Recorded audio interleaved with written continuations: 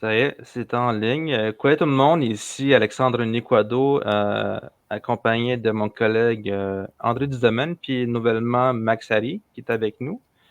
Fait que c'est ça. Cette semaine, c'est un épisode spécial parce qu'on a eu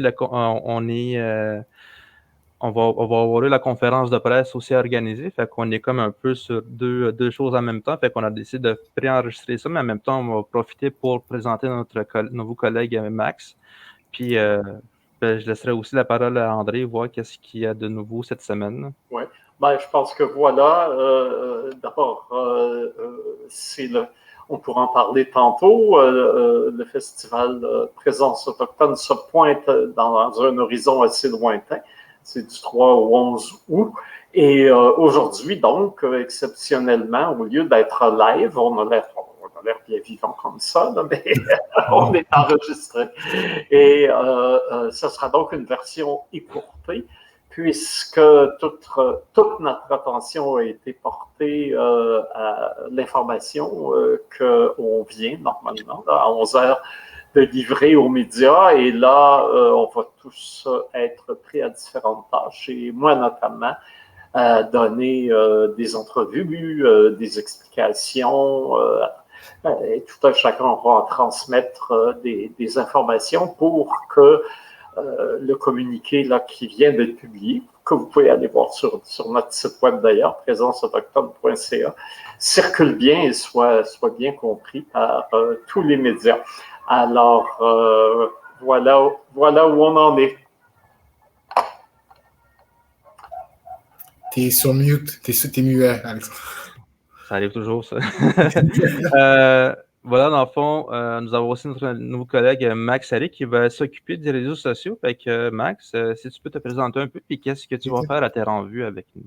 Ben, en fait, je vais être responsable des médias sociaux, puis du développement stratégique de certains projets spéciaux, en fait, au sein de Présence autochtone. Fait qu'au fur et à mesure de l'année, vous allez voir d'autres projets spéciaux qui vont arriver avec d'autres standards, des artistes, puis du contenu un peu original aussi sur l'Instagram, le Facebook, le LinkedIn aussi.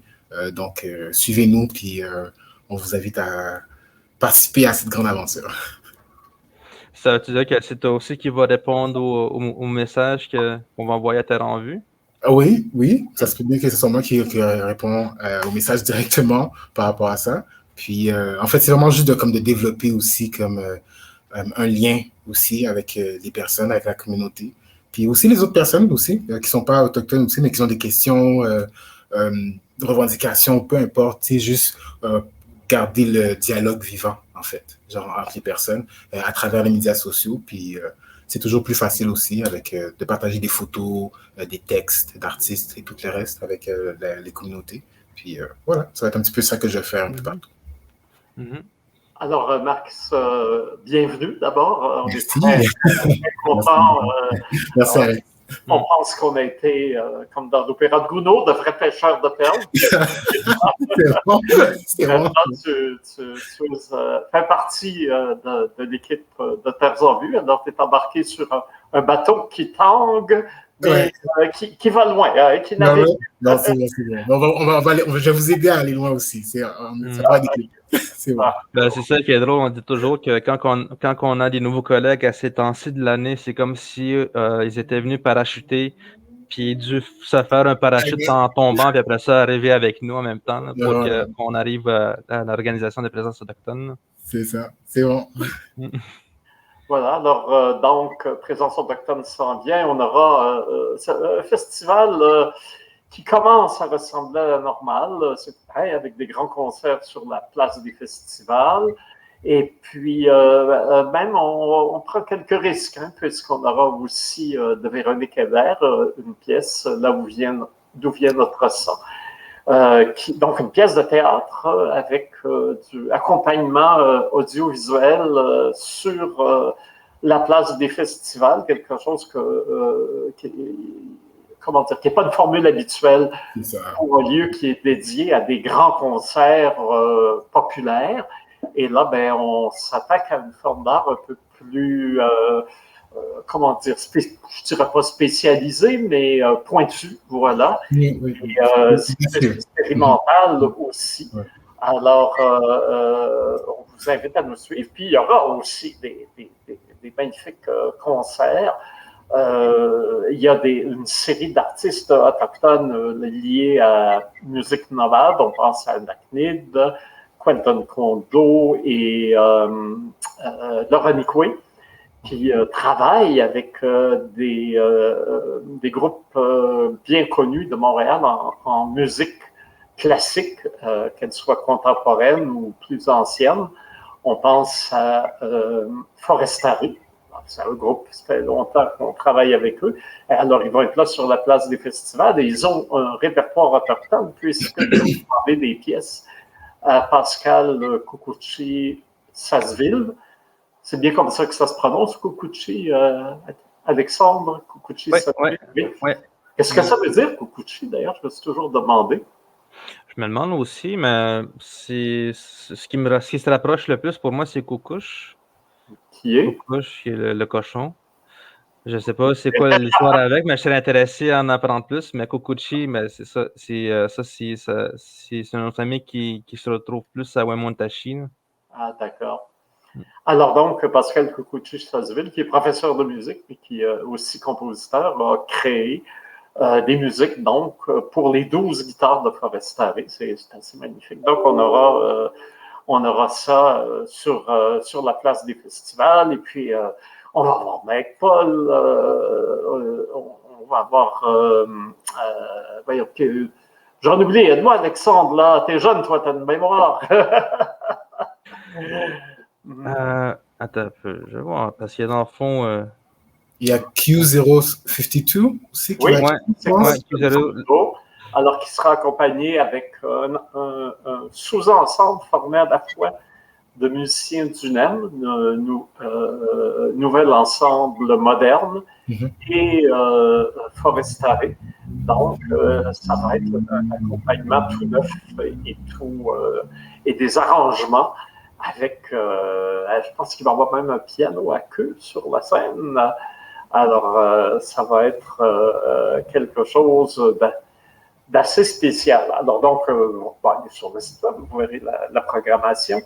Et également, évidemment, on a une compétition film et vidéo. Les films qu'on présente sont inédits à Montréal. Ce sont des films remarquables, souvent tournés par des réalisateurs autochtones ou sinon par une réalisation qui demeure très près de la réalité des communautés. Et c'est une plongée dans l'univers des Premières Nations.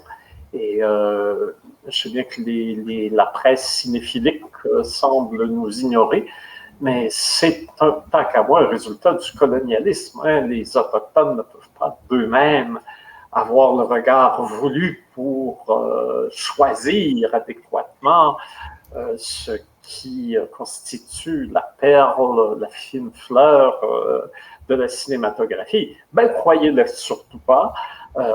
C'est pour ça d'ailleurs qu'on a maintenant des réseaux sociaux, c'est pour pouvoir avancer nous-mêmes sans avoir ce filtre des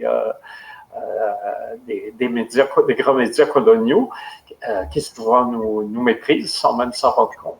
Et parce que si vous regardez les films qu'on présente, il y en a qui étaient à la Berlinale, qui est le plus grand festival au monde, il y en a qui étaient à Locarno, il y en a qui étaient à Vision du réel.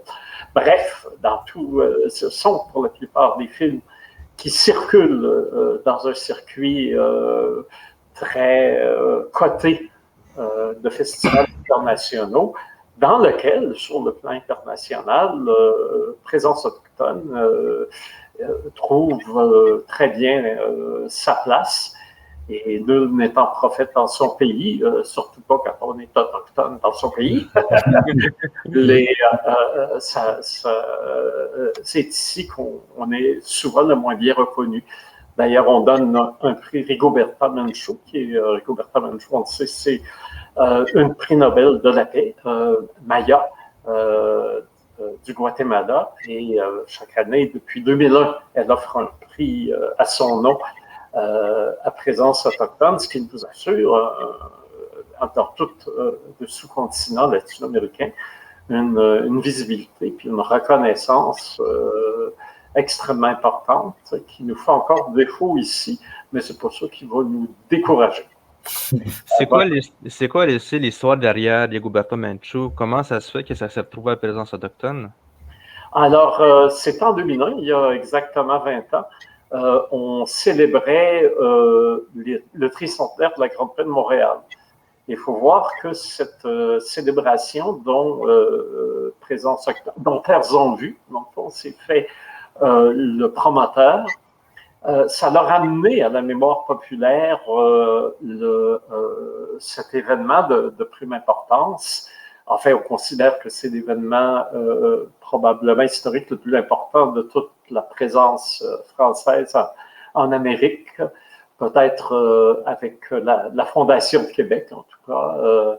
C'est vraiment un élément fondateur de Montréal comme métropole, parce qu'avant la Grande Paix de Montréal, Montréal était un poste avancé, menacé par les guerres et une colonie qui ne parvenait pas à se développer, justement parce que trop exposée à cause des voies d'eau, trop exposée aux attaques. Et puis, et les gens qui y venaient avec des fourrures pour le commerce faisaient aussi, eux, objet d'embuscade. Alors, c'était pas promis à un brillant avenir, un mot comme en mille. Et à partir du traité de la Grande Paix de Montréal, ben, les routes, comme c'était un traité qui avait un très large spectre, les routes du commerce, là, ont commencé à s'ouvrir et les gens ont pu aller loin, prendre la route des grands portages pour se rendre jusqu'au Manitoba. Et c'est là que des voyageurs ont créé par intermariage en restant là-bas la nation métisse. Donc, ça a été quelque chose qui a été fondamental dans tout le développement de l'Amérique du Nord. Détroit a été fondé en 1702 parce que là aussi, l'emplacement de Détroit ne pouvait pas faire l'objet d'un poste de traite. C'est d'ailleurs un monsieur Cadillac qui a fondé Détroit. Il est connu maintenant sous une forme plus mécanique qu'historique, mais enfin.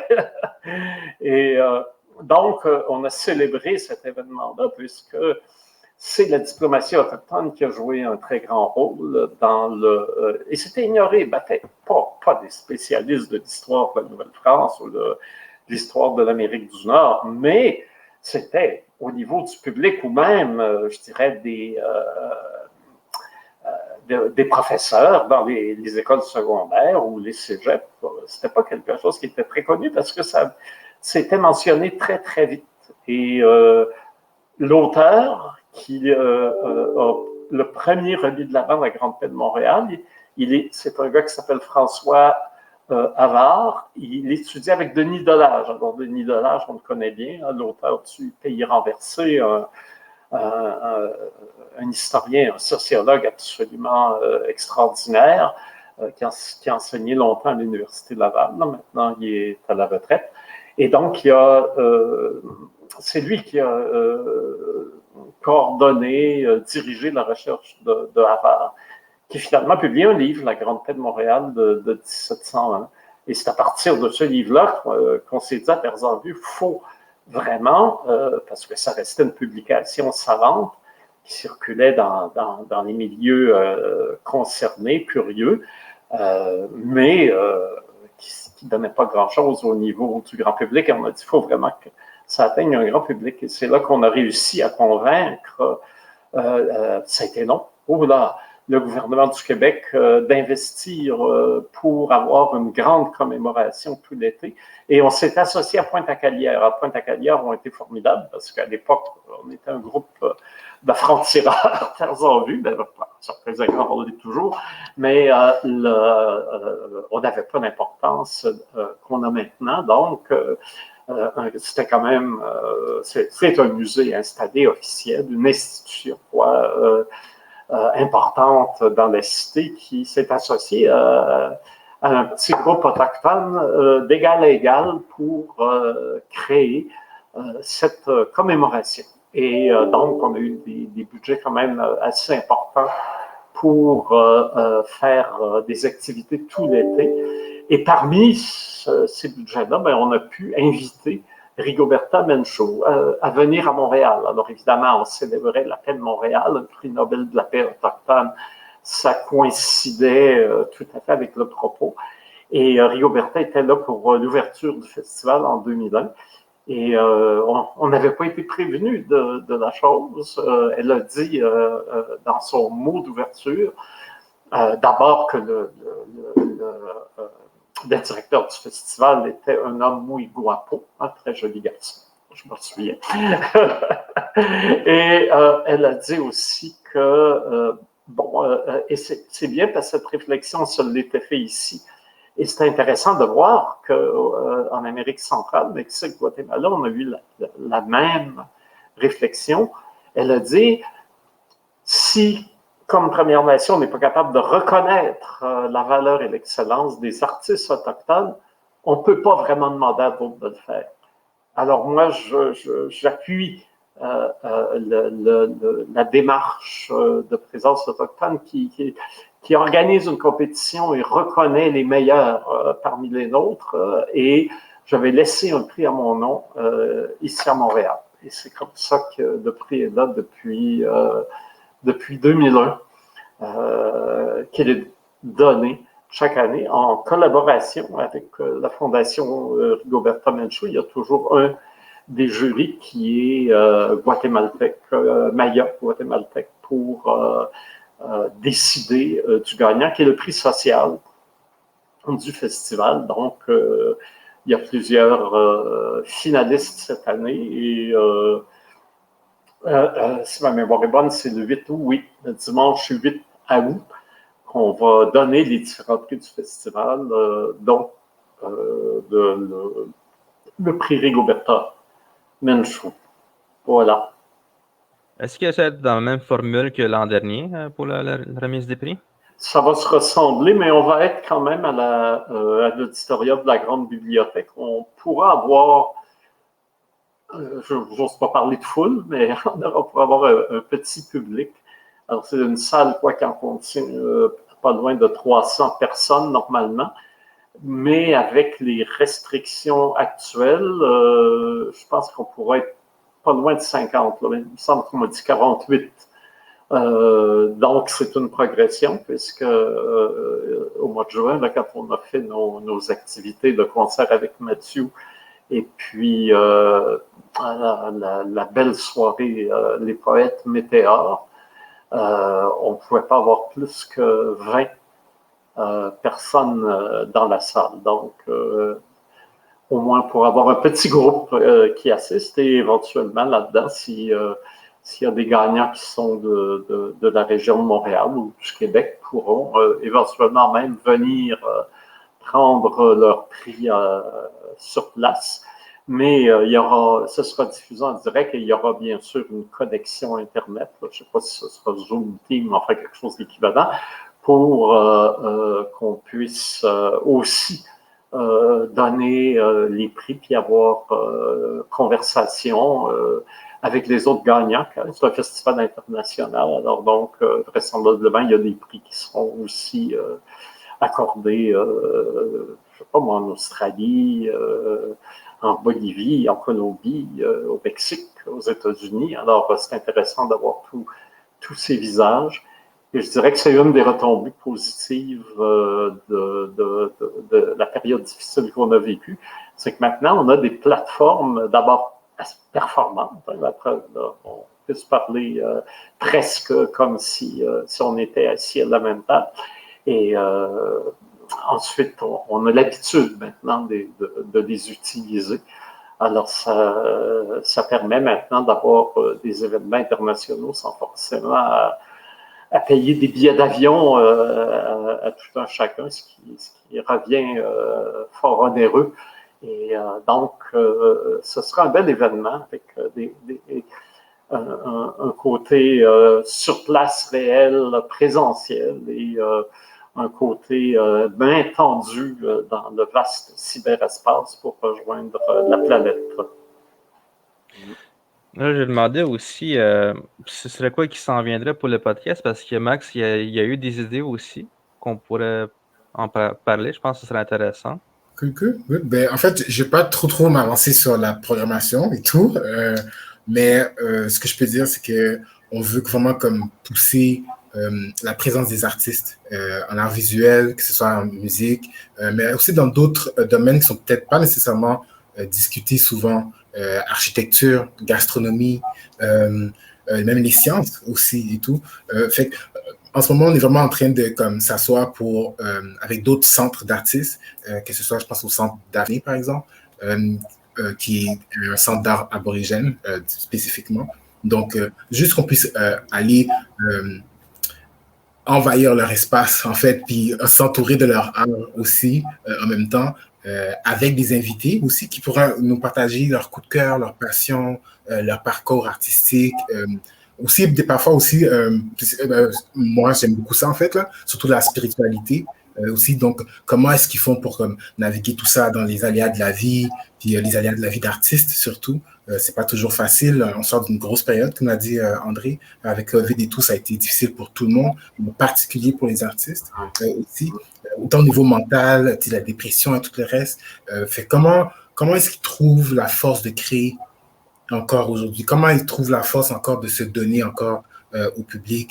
Puis puis là, à travers le podcast, je m'étais dit que je voulais vraiment trouver un moyen avec André puis avec toi, de comment on peut discuter de ça puis rendre ça disponible aussi pour le public pour qu'ils puissent comme partager ces moments-là avec eux. Puis aussi peut-être se rapprocher aussi plus de leur art aussi. C'est peut-être une façon aussi pour les autres personnes de se connaître aussi. Puis de voir autre chose que qu'est-ce que les médias colonisateurs présentent sur la culture. Ça n'arrête jamais. Ça n'arrête jamais. Le téléphone n'arrête jamais. Ben là, c'est ça qui arrive à l'approche du festival. Il y a les appels qui arrivent de plus en plus fréquemment. Puis c'est toujours une urgence maintenant à ce point-là. Exact. On a vu ça. Fait que c'est ça qui se passe pour un peu au niveau du podcast, en fait. C'est la direction qu'on va prendre. Parfait. Alors, Alexandre, ou tu conclus avec un mot, ou tu conclus avec deux mots. Avec un téléphone. Ouais, c'est ça. Ben, c'est ça. Vu qu'on a travaillé très fort cette semaine, j'ai pas vraiment eu le temps de faire de recherche sur un mot. La seule chose que je pourrais dire en Atikamekw, les deux mots, c'est Ajigagat. Ajigagat? Ajigagat. Ajigagat, ok. C'est-à-dire, c'est bientôt. C'est bientôt, Ajigagat. Ouais, c'est genre, ça s'en vient. Ça s'en vient, le festival s'en vient. C'est Ajigagat, le festival. Ok. Fait que je pense qu'on pourrait conclure ça, à moins qu'André a d'autres choses à rajouter ou que tu as des idées en tête aussi. Pour les idées, je vais attendre un petit peu. Puis comme on va partager les surprises avec les médias sociaux. Fait que si le monde veut savoir qu'est-ce qui se passe, on vous invite à liker la page, à nous suivre sur Instagram, suivre sur Twitter aussi. J'ai oublié de mentionner Twitter tantôt. Là aussi, on va commencer à être plus vivant et tout. Puis n'hésitez surtout pas à nous envoyer des messages. Si vous avez des questions, des propositions, des sujets de discussion, quoi que ce soit. Gênez-vous pas, la porte est ouverte. Je pense que j'ai comme le sentiment que tu vas être vraiment comme un étudiant ouais. à la découverte des cultures, genre, puis tu vas devoir faire des recherches là-dessus. Puis je pense qu'on passe toujours par là quand on commence à terre en vue. Pour que tu mettes ta tête vers la culture puis qu'est-ce qui se passe dans l'actualité. Parfait. C'est un défi qui est arrivé. C'est bon. J'ai hâte de voir ce que tu vas montrer. Là. Good. Merci, Alex. Fait que comme j'ai dit avec André, c'est à Gigagat. Fait que je sais pas si tu as un mot de la fin aussi pour André. André? Est-ce qu'il... Oui, j'arrive. Voilà. Alors, oui, bon, au niveau de la fin, ça va être à la semaine prochaine, hein, puisqu'on va revenir en podcast. Et puis, n'hésitez pas, si vous voyez que dans votre à la radio ou à la télé, vous ne trouvez pas d'informations dans les pages culturelles des journaux, écrivez ou téléphonez à la rédaction des journaux, puis dites-leur, écoutez, il y a un festival qui s'en vient, là, on veut t'informer. Voilà. Et puis informez-vous sur le site web pour être bien sûr. C'est ça. Ouais. Fait que c'est ça, Matashi, à la semaine prochaine, tout le monde. À la semaine prochaine.